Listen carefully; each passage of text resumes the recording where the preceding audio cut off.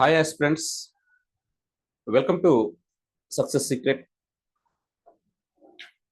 2024 August నెలకు సంబంధించినటువంటి current అఫైర్స్లో మనము ఈ క్లాస్లో న్యాయ అంశాలకు సంబంధించినటువంటి కొన్ని టాపిక్స్ చూద్దామండి.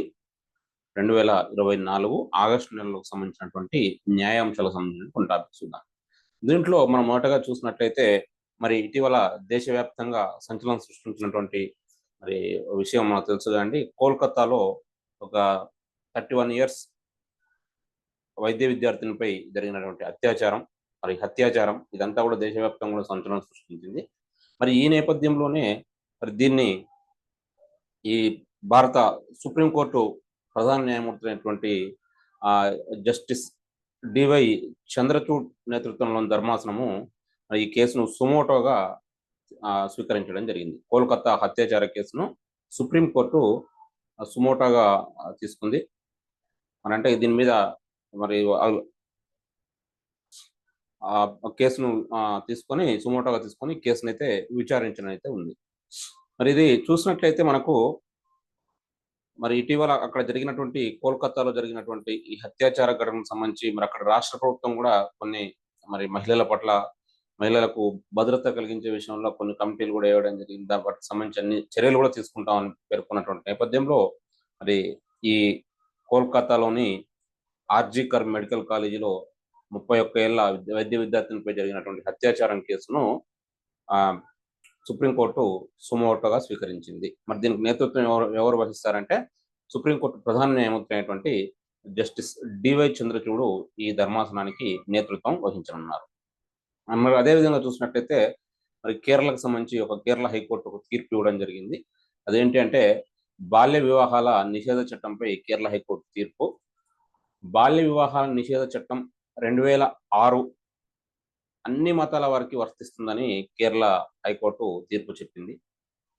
ప్రతి భారతీయుడు మొదట పౌరుడని, ఆ తర్వాతనే ఒక మతంలో సభ్యుడవుతాడని, అందువల్ల మతంతో సంబంధం లేకుండా అందరికీ కూడా ఈ బాల్య వివాహాల నిషేధ చట్టం 2006 వర్తిస్తుందని కేరళ హైకోర్టు అయితే తీర్పు ఇవ్వడం జరిగింది. మరి ఇది ఏ రకంగా ఇది వచ్చిందని కనుక చూసినట్లయితే మరి కేరళలో ఉన్నటువంటి పాలక్కాడ్లో జరిగినటువంటి బాల్య వివాహంపై 2012లో నమోదైనటువంటి కేసును రద్దు చేయాలని కోరుతూ దాఖలైన పిటిషన్పై మరి కేరళ హైకోర్టు అయితే ఈ తీర్పు అయితే ఇవ్వడం జరిగింది. ఓ వ్యక్తి హిందూ, ముస్లిం, క్రైస్తవ, పార్షికుడు వంటి వాటిలో దేనికి చెందినటువంటి వారైనప్పటికీ కూడా మతంతో సంబంధం లేకుండా అందరికీ చట్టం వర్తిస్తుందని కేరళ హైకోర్టు అయితే తీర్పు ఇచ్చిన విషయాన్ని మనం గమనించుకోవాలి. దీనికి సంబంధించి మనం ఒకవేళ క్వశ్చన్ మనకు ఏ విధంగా వచ్చే అవకాశం ఉంది అని కనుక చూసినట్లయితే బాల్య వివాహాల నిషేధ చట్టం 2006 అన్ని మతాల వారికి వర్తిస్తుందని ఏ హైకోర్టు తీర్పునిచ్చింది అని అడిగినట్లయితే మనము కేరళ హైకోర్టు అనేది గుర్తుంచుకోవాల్సి ఉంటుందండి.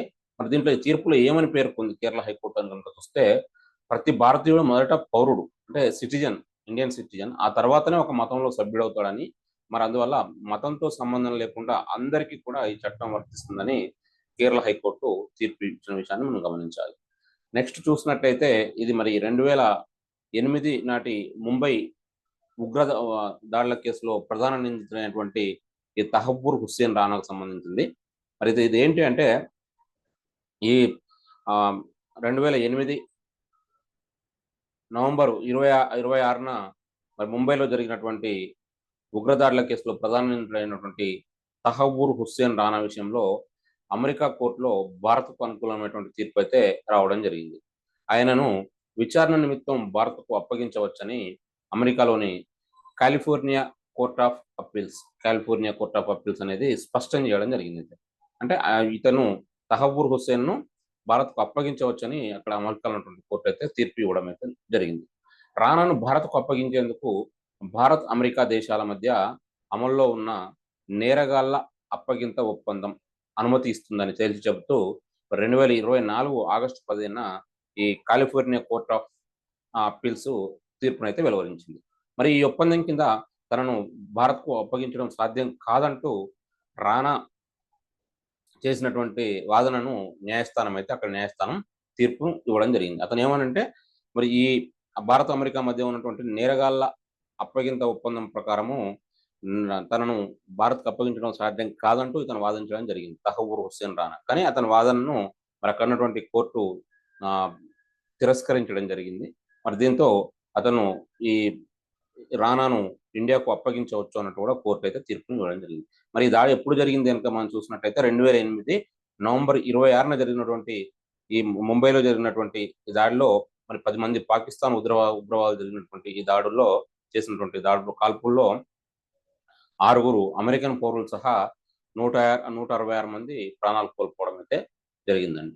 ఇది మొత్తానికి మనం చూసినట్లయితే ఈ 2024 ఆగస్టు నెలకు సంబంధించినటువంటి న్యాయ అంశాలకు సంబంధించినటువంటి ముఖ్యమైనటువంటి అంశాలు. మరి మరొక వీడియోతో మళ్ళీ మనం ఇంకొక క్లాస్‌లో కలుద్దాం. మనకు దీనికి ఈ కరెంట్ అఫైర్స్ సంబంధించి అన్ని మీకు పీడీఎఫ్ ఫైల్స్ గానివ్వండి, ప్రాక్టీస్ టెస్ట్‌లు కూడా అన్నీ మనం యాప్‌లో అందుబాటులో ఉన్నాయి. మరి మీ యాప్‌కి సంబంధించినటువంటి డిస్క్రిప్షన్ కూడా అది లింక్ కూడా ఈ డిస్క్రిప్షన్‌లో ఇవ్వడం జరుగుతుంది కాబట్టి, మీరు తప్పక మన యాప్‌ని ఇన్‌స్టాల్ చేసుకోగలరు. ఈ కరెంట్ అఫైర్స్ కోర్స్‌ను కేవలం రూ. 99కే ఇవ్వడం అయితే జరిగింది. మరి దీనికి సంబంధించి మీరు ఆ రూ. 99 పెట్టి కోర్స్ గనుక మీరు కొనుగోలు చేసినట్లయితే, మీకు ఈ అన్ని క్విజ్, ప్రాక్టీస్ టెస్ట్‌లు, టాపిక్ వైస్ ప్రాక్టీస్ టెస్ట్‌లతో పాటు ఈ విధంగా అన్ని పీడీఎఫ్ ఫైల్స్ కూడా అందుబాటులో ఉంటాయి కాబట్టి, దీన్ని తప్పక మీరు యుటిలైజ్ చేసుకోగలరు. మరి మన సక్సెస్ సీక్రెట్ ఛానెల్ గనుక మీరు ఇంకా సబ్స్క్రైబ్ చేసుకోకుండా ఉంటే తప్పక సబ్స్క్రైబ్ చేసుకోగలరు. Thank you. Best of luck.